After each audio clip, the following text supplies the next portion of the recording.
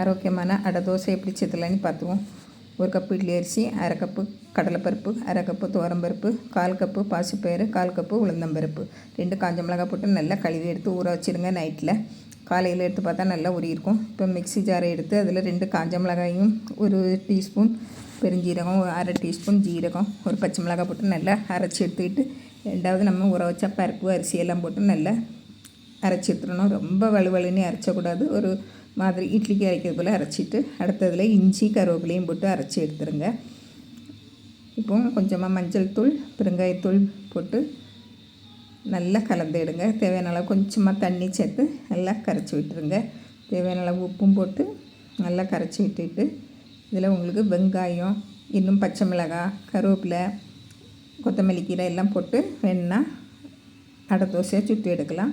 சுவையான ஆரோக்கியமான அடை தோசை ரெடி.